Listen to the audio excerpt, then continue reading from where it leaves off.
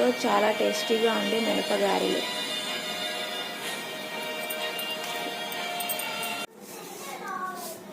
ఇవాళ మినపవడలు చేద్దాం అనుకుంటున్నాము. మినపప్పు 4 డబ్బాలు పోసుకున్నాము. ఇది కడిగి నానబెట్టుకోవాలి. ఫస్ట్ ఇలా వాటర్ పోసుకొని కడుక్కోవాలి.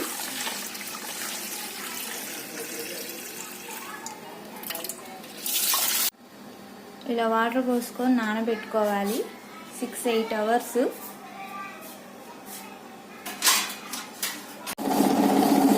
నానబెట్టుకున్న పప్పుని గ్రైండర్లో వేయాలి.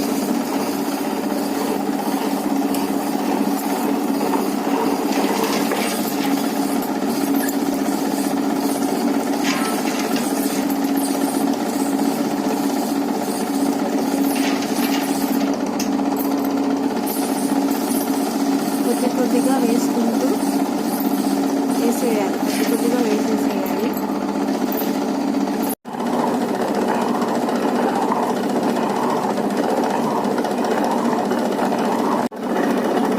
ఇప్పుడు రెడీ అయిపోయింది పిండి. వేరే గిన్నెలోకి సపరేట్ చేసుకోవాలి.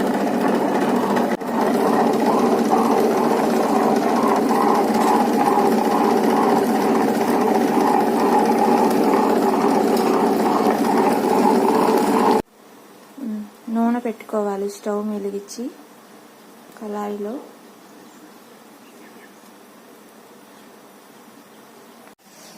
పిండిలో ఇప్పుడు ఉప్పు, జీలకర్ర, పచ్చిమిరపకాయలు, మిరియాల పొడి కలుపుకున్నాము. మిరియాల పొడి మీ ఇష్టం మీద కలుపుకోవచ్చు, లేకపోతే లేదు. చేత్తో అనుకొని ఇలా వేయాలండి ఒక్కొక్కటి.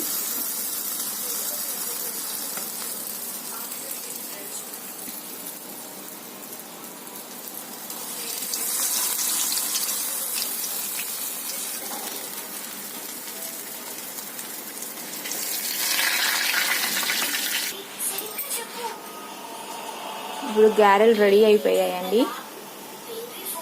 ఇప్పుడు తీసేసేయచ్చు.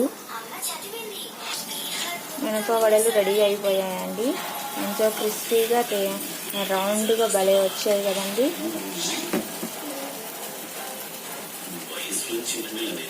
ఇది అమ్మవారికి నైవేద్యంగా కానీ, స్నాక్స్గా కానీ, బ్రేక్ఫాస్ట్గా కానీ చేసుకోవచ్చు. మీరు కూడా చేసుకోండి.